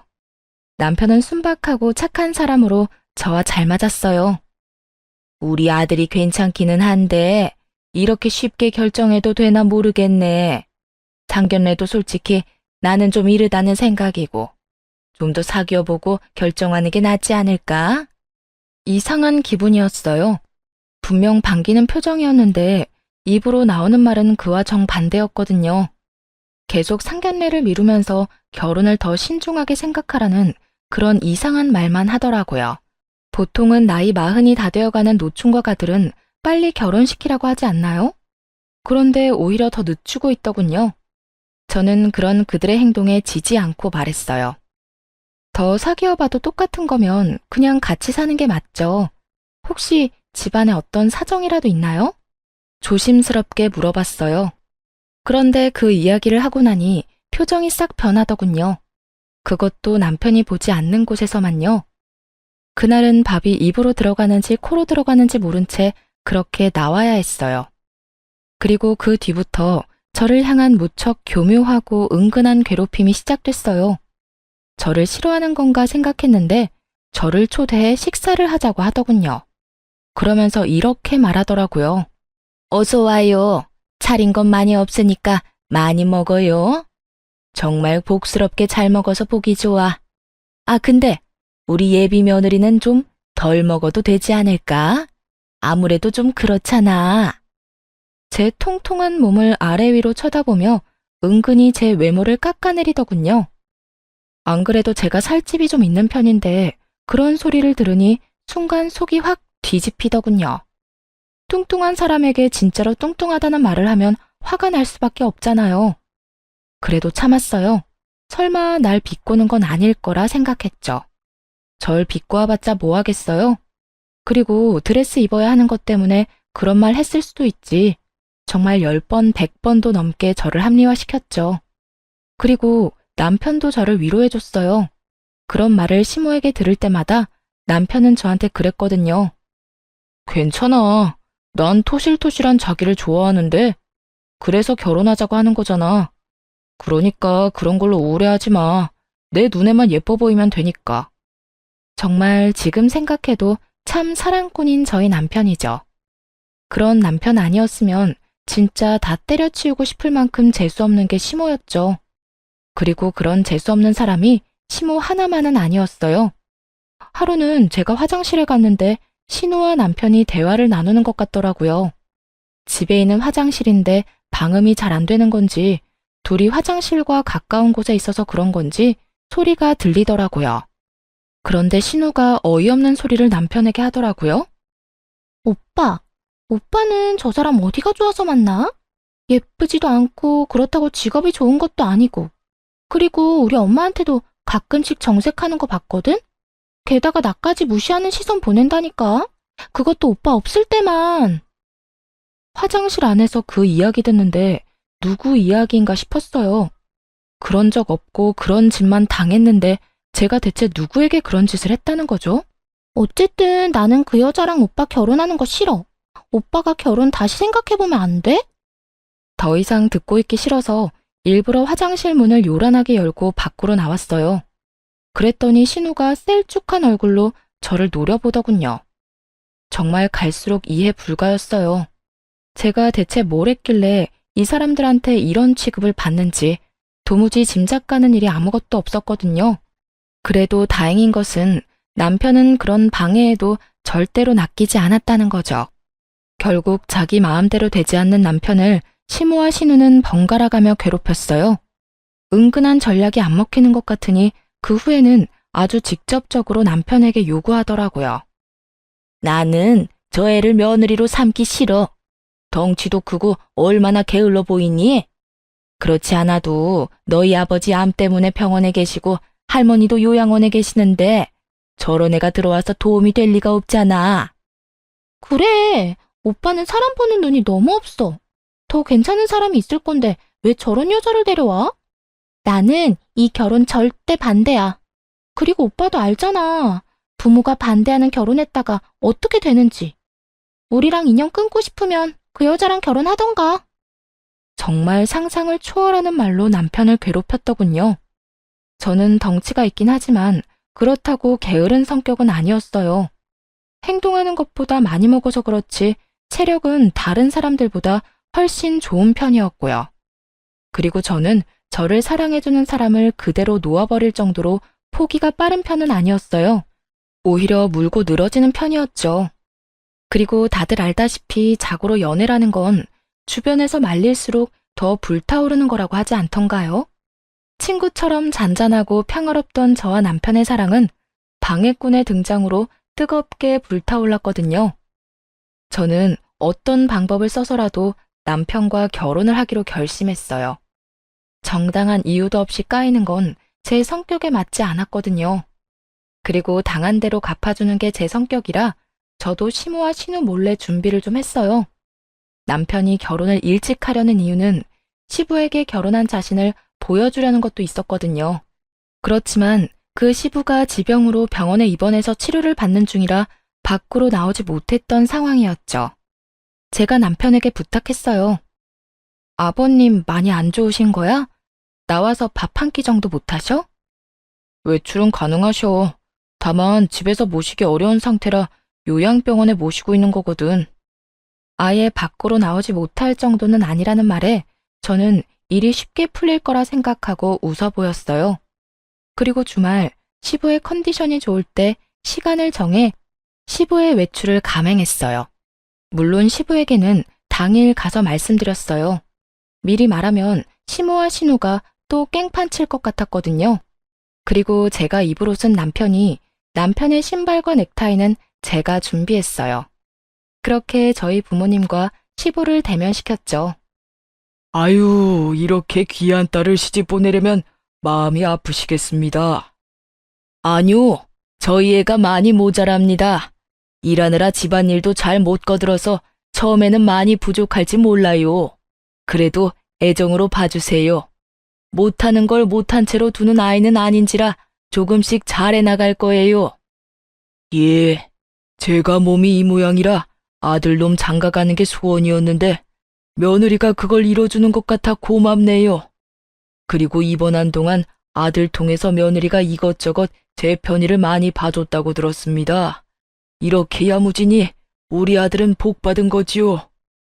시부가 입원한 동안 남편을 통해서 시부에게 이것저것 챙겨줬거든요. 특히 병원 생활로 입맛 없을 것 같은 시부를 위해 맛있는 음식도 많이 넣어드렸고 안에 있을 때 심심하지 마시라고 좋아하시는 책도 많이 보내드렸거든요. 그렇게 여러 면으로 도장을 쾅쾅 찍어놓은 보람이 있었어요. 시부가 저를 무척 좋게 봐줬어요. 그러면 지체하지 말고 어서 나를 잡는 게 어떻겠습니까? 저야 좋지요. 최대한 빨리 잡아서 제가 손주라도 볼 수 있으면 정말로 여한이 없을 것 같습니다. 결국 제가 원했던 그 말이 시부의 입에서 나왔어요. 시부 덕분에 저희는 결혼 허락을 받았어요. 그리고 날짜 잡는 것까지 이야기하고 소소한 이야기로 분위기가 무르익었는데 그제야 시모와 신우가 뛰어오더군요. 사실 두 사람에게도 상견례 한다고 미리 말해놨거든요. 시부가 온다는 이야기만 쏙 빼놓고 말이죠. 당연히 제가 전화하니 네가 뭔데 멋대로 상견례 날짜 잡냐며 가지 않을 거라고 코웃음 치던 시모였는데 시부가 있다는 걸 남편에게 뒤늦게 듣고 놀라 달려온 거였어요. 이게 뭐 하는 거야? 당황한 시모와 신우를 앞에 두고 시부가 말했어요. 당신 도대체 이런 중요한 날 왜 늦은 거야? 너도 상견례 계속 미룬다는 말은 들었다만 이런 자리에까지 늦어? 여보, 다시 한번 생각해봐요. 당신 아파서 그런 거면 그런 생각 버려요. 당신 지금보다 더 오래 건강하게 살 수 있는데. 그리고 저는 지금이 기회라는 걸 잘 알았어요. 시모와 신우가 왜 저를 탐탁지 않아 하는지 물어볼 처음이자 마지막 기회요. 어머님, 그런데 이 사람도 이제 곧 40인데 결혼을 미루는 이유가 따로 있을까요? 저나 남편에게 문제가 있는 것도 아니고 양가 집안에 나쁜 일이 있는 것도 아닌데. 그리고 40이 다 돼가는 저희가 1년 정도 사귀었으면 많이 사귄 거라 생각하는데 정말로 이해가 안 돼서 여쭤보는 거예요.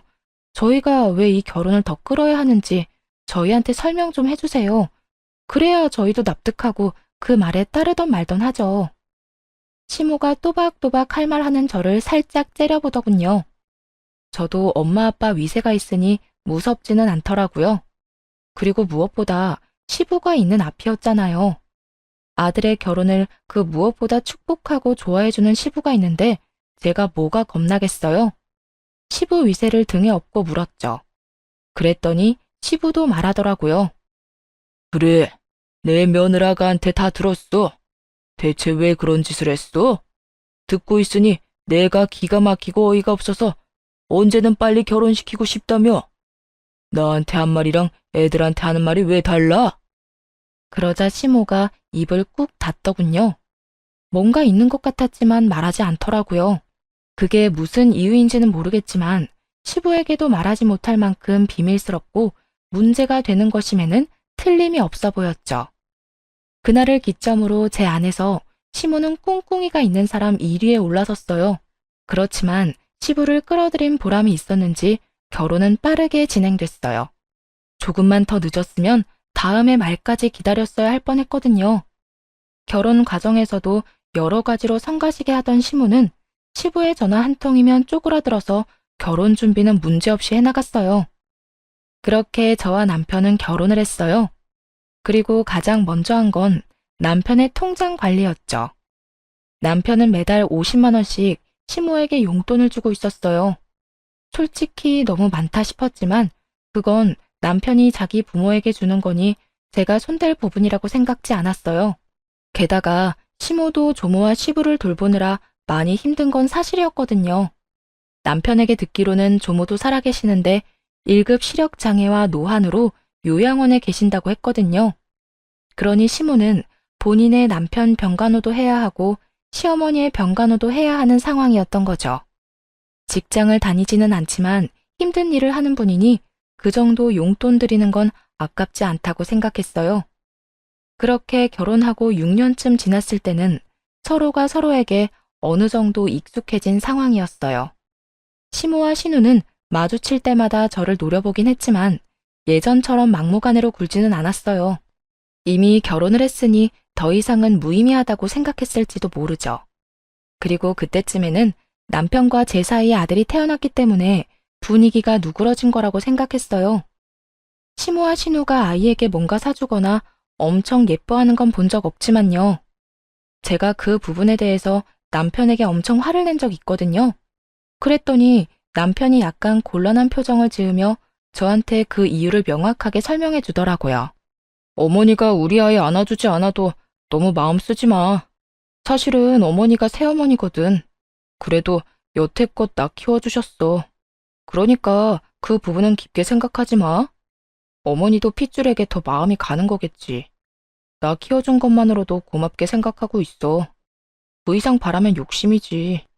남편의 이야기를 듣고서야 이 사람들이 왜 남편 결혼에 그다지 흥미가 없었는지 조금은 이해할 수 있게 됐죠. 자기 자식이 아니니까 결혼을 늦게 가든 노총각으로 늙어 죽든 상관 안 한 모양이다 싶었어요. 솔직히 애가 생긴 후 제가 애와 떨어질 수 없다 보니 시댁과 만남을 계속 피할 수 있었거든요. 그러다 얼마 전 시모가 외출하려다 계단에서 구르는 바람에 다리뼈가 골절되는 사건이 벌어졌어요. 골절된 뼈가 붙을 때까지 병원에 입원했는데 나올 때 저희가 시댁으로 모셨어요. 그런데 가는 차 안에서 시모가 툭 한마디를 내뱉었어요. 우리 집 말고 너희 집으로 가자. 네? 저희 집이요? 그래, 시어머니가 다쳤는데 너희는 그냥 집에만 내려다 주고 갈 생각이었니? 지금 당장 거동도 제대로 못하는데 목발 짚으니 겨드랑이랑 어깨도 너무 아프고 온몸이 별로야. 그러니 너희가 내 수발 좀 들어야겠다. 저는 당황했어요. 이제 막 새돌이 된 아기가 있는 맞벌이 집이었어요. 남편은 야근이 잦았고 저는 퇴근과 함께 육아 시작인 사람이었거든요. 그런 상황에서 시모까지 떠맡으라는 건 너무한 일이었어요. 어머님, 저희 맞벌이에요. 게다가 애까지 키우고 있어서 어머님 수발 드는 게 쉽지는 않을 것 같아요. 아니면 아가씨 댁에 가 계시는 건 어때요? 아가씨는 혼자 사는 데다가 일도 재택근무인 걸로 아는데. 언니, 생각이 있는 사람이에요? 결혼도 안 한 제가 어머니랑 같이 살면 어떤 인간이 나랑 연애하고 싶겠어요? 나 평생 노처녀로 늙어 죽게 만들려고 작정했어요? 그리고 이런 일에 맨입으로 해달라는 것 자체가 좀 경우 없는 일 아닌가요? 어머님이 평생 아프실 건 아니잖아요. 다리만 나으면 집으로 돌아가실 텐데 무슨 그런 소리를 하세요? 그리고 저희도 그냥 모셔달라는 건 아니에요. 어머님께 드리는 용돈에 더 못해서 한 달에 100만 원 어머님 편으로 붙여드릴게요. 그걸로 어머님 모셔주면 될 것 같은데. 꼴랑 100만 원으로 누구한테 그딴 일을 시켜요? 그리고 그 100만 원 중에 절반은 엄마 용돈이잖아요. 사람을 그따위 싼값에 부려먹어도 되는 일이에요? 200만 원 맞춰주면 생각해 볼게요. 상상을 초월한 금액에 슬금슬금 열이 나더군요. 아가씨, 보자하니 너무하시네요. 어머님 자식이 남편뿐이에요? 아가씨도 어머님 모실 자격 충분한데 그럼 저희한테 돈 주세요. 그 돈 받고 제가 일 그만두고 어머니 모실 테니까. 그만해라. 아들이 어머니 모시는 게 당연한 일이지. 너가 모시기 싫어서 내 딸한테 그런 소리 하는 거야? 먼저 돈 이야기 꺼낸 건 아가씨예요. 어쨌든 저희는 상황상 어머님 못 모시니까 아가씨랑 저희랑 모은 돈으로 요양병원이나 재활병원에 들어가서 치료라도 받으세요. 아들아, 네 와이프 하는 거 보고 할 말 없니?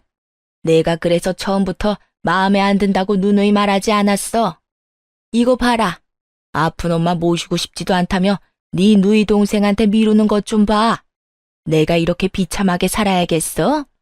어머니, 저도 어머니 마음은 이해가 가지만 저희 상황도 생각해 주세요.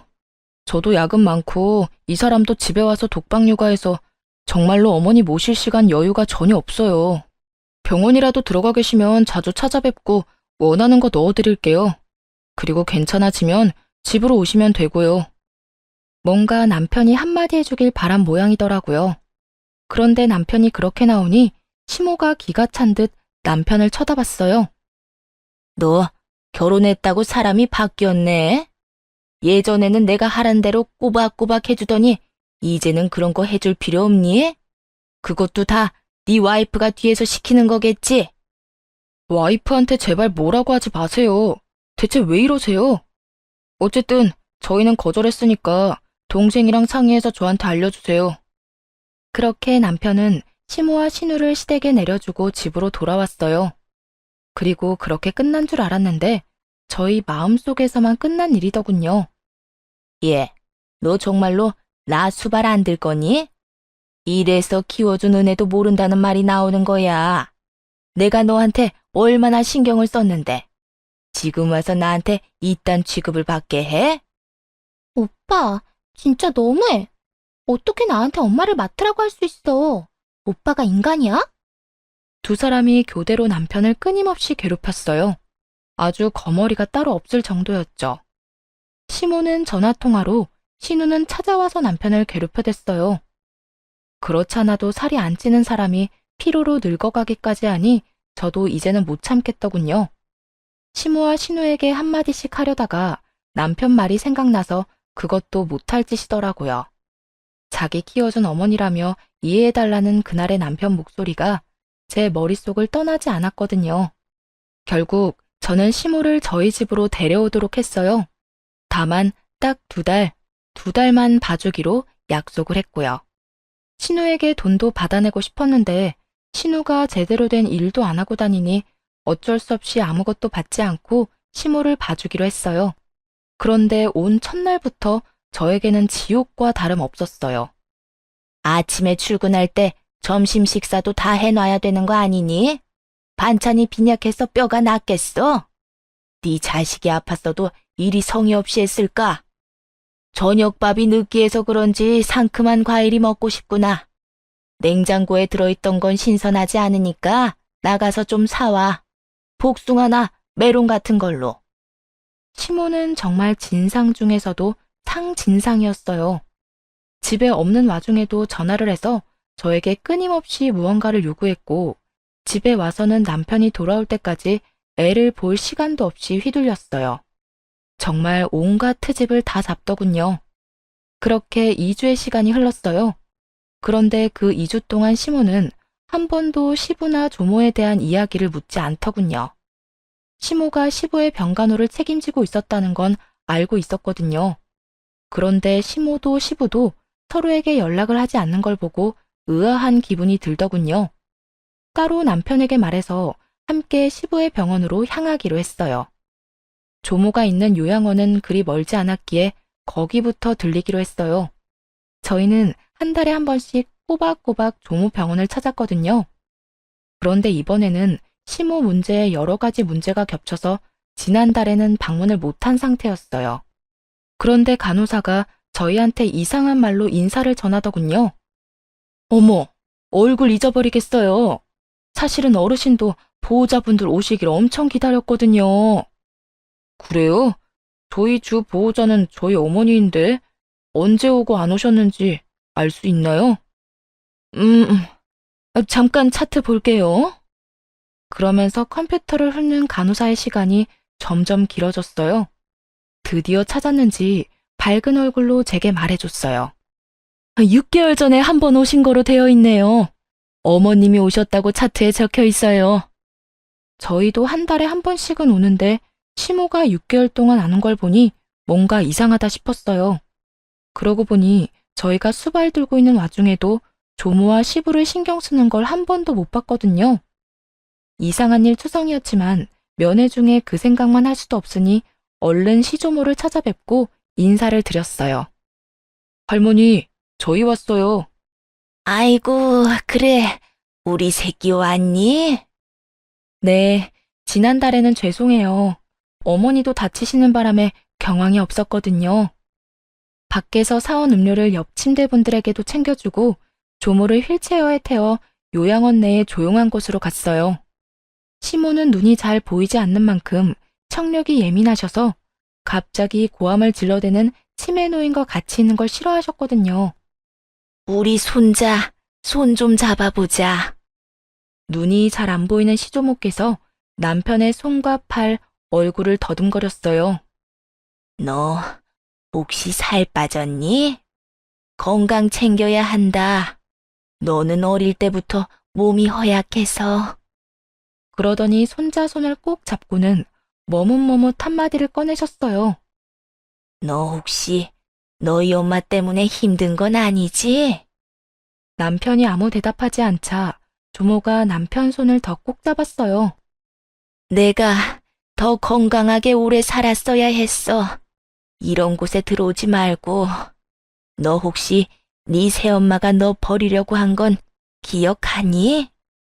순간 저도 남편도 흠칫 굳었죠. 설마 이런 내용을 말해줄 거라고는 생각도 못했거든요. 엄마가 진짜 그랬다고요? 그래.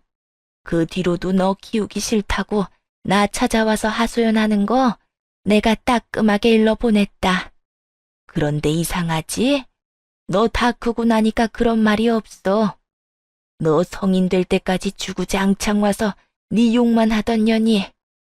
남편은 자신을 길러준 새엄마에 대해 항상 고마운 마음을 가지고 있었어요. 그건 옆에서 봐온 제 눈에도 그렇게 보였거든요. 그런데 그 모든 게 가식이었고 남편이 미성년자 시절 내내 그렇게 생각했다는 거잖아요. 그런데 왜 성인이 되고 나서는 그런 말이 없었나 의아했어요. 성인이 된 후에도 남편은 시댁에서 함께 살고 있었거든요. 분명 얼굴 마주치는 건 똑같은데 성인이 되기 전과 된 후의 모습이 달랐을까요? 남편은 골똘히 뭔가를 생각하고 또 생각하는 모습이었어요.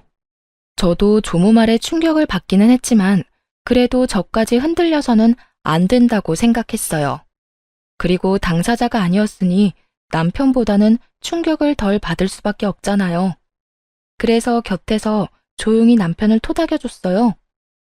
시조모와 면회를 끝나고 시부 병원으로 향하는 내내 남편은 뭔가를 생각하는 것처럼 아무 말도 하지 않았어요. 저도 그런 남편의 모습이 어색했지만 옆에서 눈치만 보고 있었죠.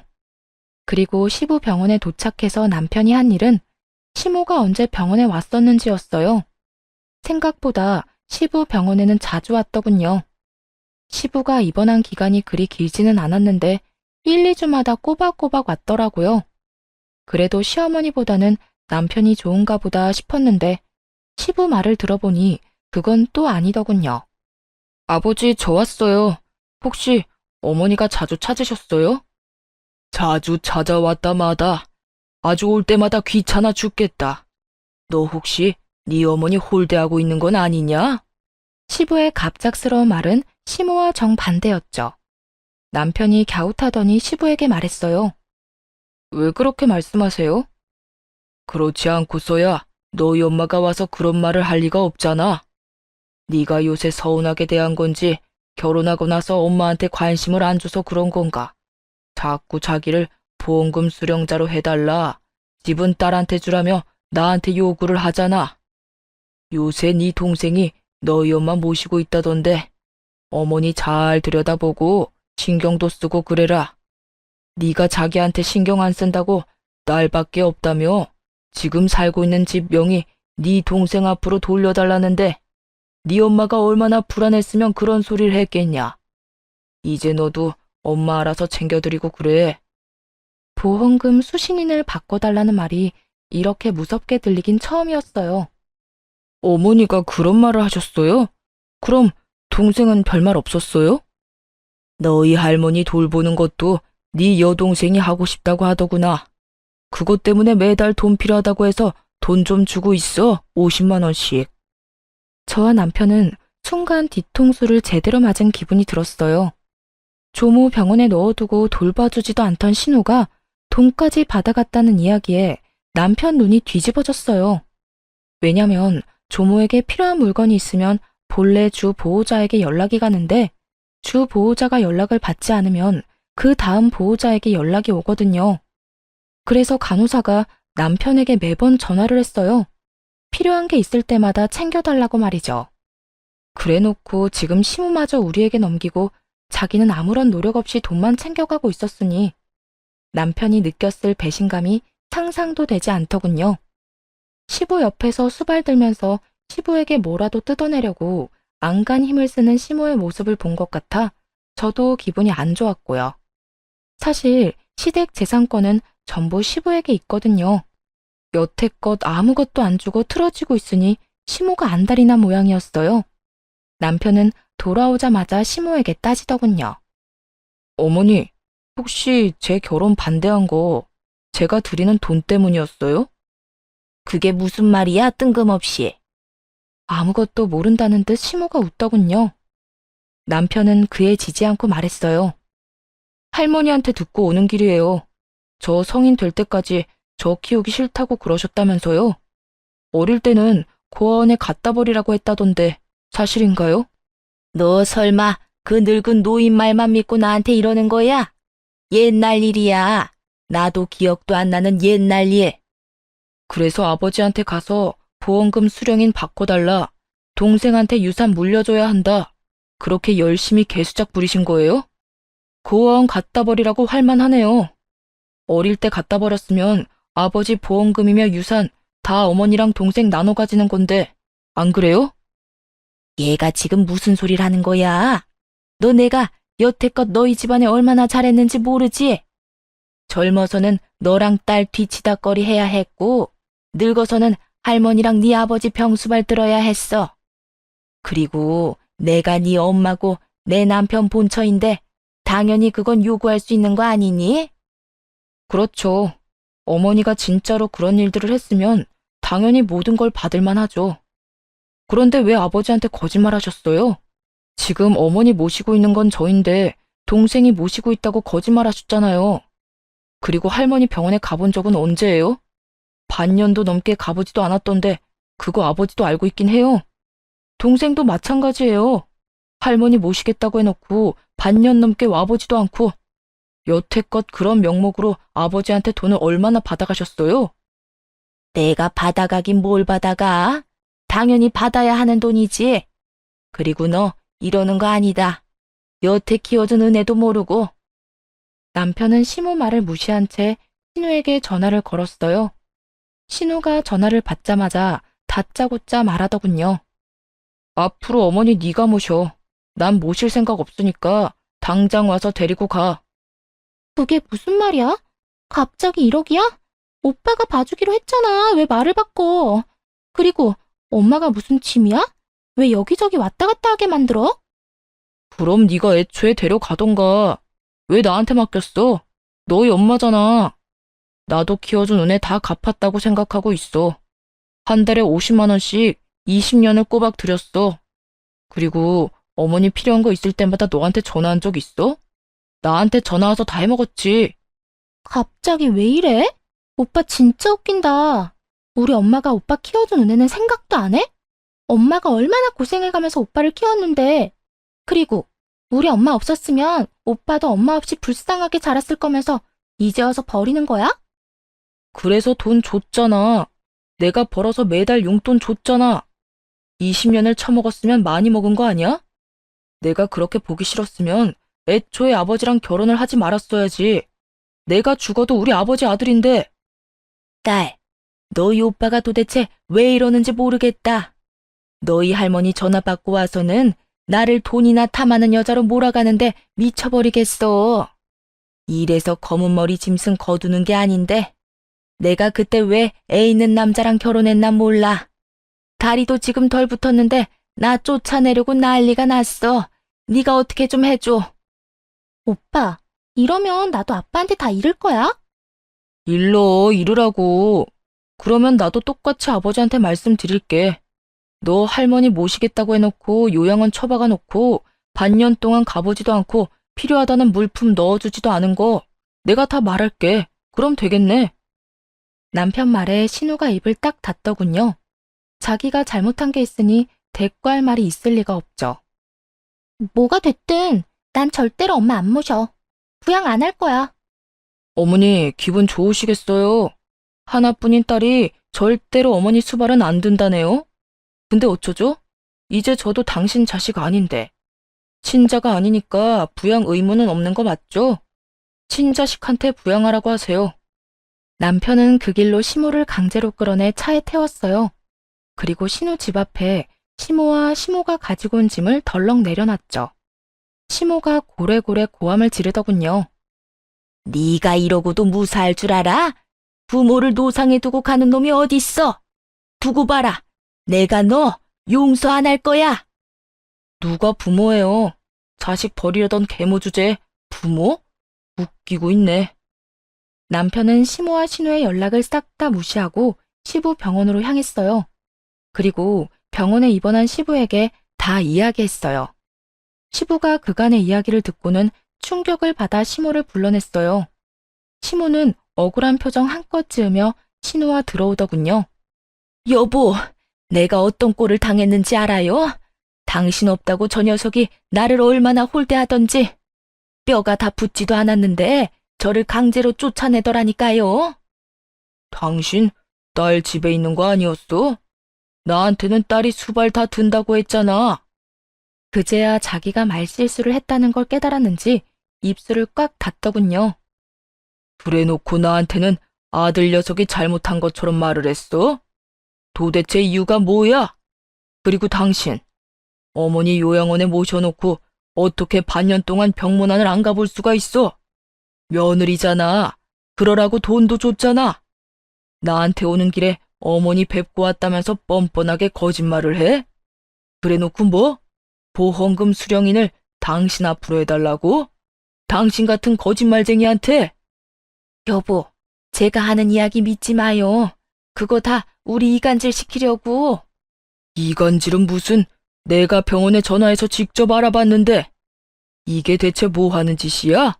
당신이 그러고도 사람이야? 나 병원에 입원하면서 딱 한 가지 부탁했어. 어머니 잘 좀 모셔달라고. 그런데 보라는 어머니는 안 보고 나한테 찾아와서 돈 뜯을 생각만 해? 아버지, 어머니한테만 뭐라고 하지 마요. 엄마가 얼마나 힘들었는데요. 아버지가 그러면 안 되죠. 그래, 안 되겠지. 네 엄마처럼 너도 나한테 거짓말하고 할머니 내버려 뒀잖아. 도대체가 내가 입원한 동안 무슨 일이 생긴 거야? 당신, 지금 당장 우리 집에서 나가. 주민등록 말소 신청할 테니까. 여보, 아버지! 나 부르지 마라.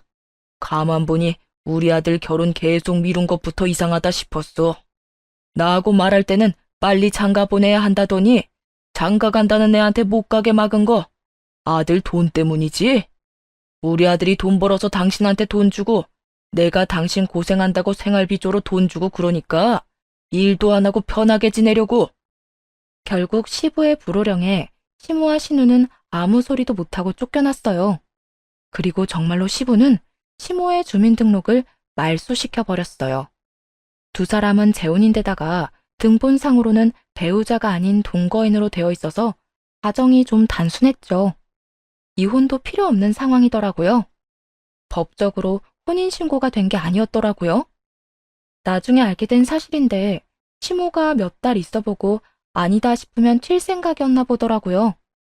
그래서 시부 쪽이 아닌 시모 쪽에서 혼인신고는 안 하겠다고 했고 그 뒤로 계속 이렇게 혼인신고 안 하고 살았다더군요. 그러다 남편이 결혼하고 시부가 곧 죽을 것처럼 병원에 들어가 있으니 그제서야 재산을 챙길 생각으로 중간에서 날조하고 다닌 거였죠. 자기들에게 재산을 주기를 원한 거고요. 참 대담한 건지 미련한 건지 그렇게 시모가 주민등록지도 없이 붕 떠버렸어요. 그러자 시모와 신우가 매일같이 시부에게 찾아가 눈물로 애원을 하더라고요. 여보, 제발 우리 좀 살려줘요. 이제 나가면 우리는 어떻게 살아요? 주민등록만이라도 당신 앞으로 해줘요. 네? 잘못을 빌지 않고 자기 불쌍한 것만 내세운 꼴을 보니 아직도 정신 못 차렸다 싶었죠. 내가 미쳤어? 여태껏 우리 집 재산 갉아먹고 있던 인간들한테 내가 왜 그런 행동을 해? 내가 당신한테 여태 못한 게 뭐가 있어? 그런데 내 아들을 불효자로 몰아서 나랑 이간질을 시키려고 했어? 그러고 나서는 내 재산 다 당신 딸이랑 나눠 가질 생각이었냐고? 그런 게 아니라고 했잖아요. 딸, 너도 아버지한테 뭐라고 해봐. 엄마 그러면 네 밑으로 들어가도 되겠니? 난 이렇게 혼자서는 못 살아. 넌 진짜 내 딸이잖니. 그렇게 엄마를 소중히 생각하던 신우도 수발들라는 말 앞에서는 신중해지더군요. 신우 대답이 웃겼어요. 엄마, 딸한테 기생충처럼 들러붙을 거야? 결혼도 안 했는데? 아빠, 그리고 나 이제부터 할머니 요양원에 자주 갈 거예요. 그러니까 제발 저는 내치지 마세요. 네? 엄마는 남이지만 저는 아빠 핏줄이잖아요. 자기 살 길 찾을 거라고 제 어미를 발판으로 삼는 것도 참 혼자 보기 아까운 장면이긴 했죠. 결국 그 둘의 눈물 나는 총극을 감상한 시부는 완전 열이 끝까지 받아버려 두 사람 눈앞에서 모든 것을 끝장내버렸어요. 돈이 그렇게 중요하냐? 너희가 그 돈 없어도 나한테 들러붙나 보자. 내가 가진 재산 전부 우리 아들한테 증여할 거야. 내 집도 내 재산도 싹 다 아들한테 증여하고 나와 내 어머니 죽을 때까지 모시라고 할 거다. 이제 됐어? 시부의 폭탄 선언에 시모가 더 큰 고함 소리로 울었어요. 여보, 어떻게 나한테 한 푼도 안 남겨줄 수가 있어요? 이건 잘못된 거예요. 제가 당신 아들을 어떻게 키웠는데? 어떻게 키우긴?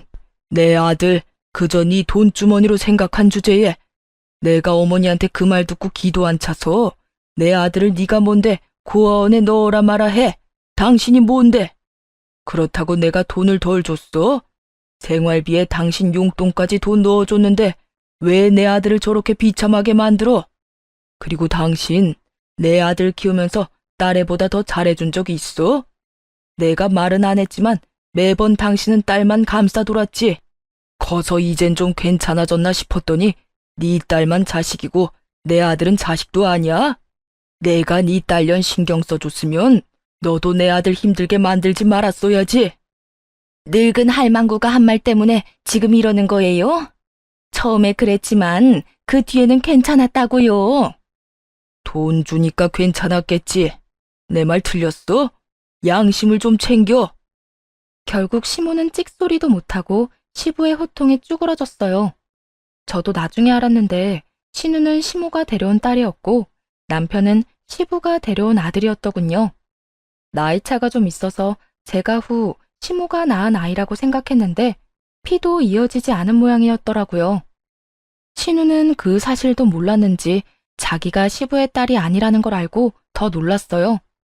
솔직히 시부가 딸을 대함에 있어서 너무 격없고 잘해줬기에 핏줄이 아니라는 건 예상도 못했었어요. 결국 한바탕 난리가 나고 시모와 신우는 그 뒤로 감쪽같이 모습을 감췄어요. 그리고 몇 달 뒤에 소식을 듣게 됐어요. 시모가 치매에 걸렸다는 소식이요. 연세가 그래도 그렇게 많지는 않았는데 짧은 시간 스트레스를 많이 받은 모양이었더라고요. 알고 보니 시부에게 쫓겨나서 갈 곳 없으니 신우 집에서 지내게 해달라고 사정했던 것 같더라고요. 절대로 수발 안 들겠다며 버티던 신우가 한 가지 조건으로 집에 살 수 있도록 해줬대요. 월세를 받겠다고 했답니다. 자기 어머니한테 그리고 집에서 쓰는 거 다 시모가 벌어서 쓰라고 했다네요.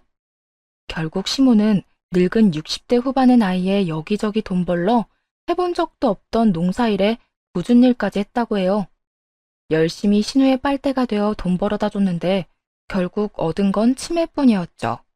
참 똑같은 인간들이었어요.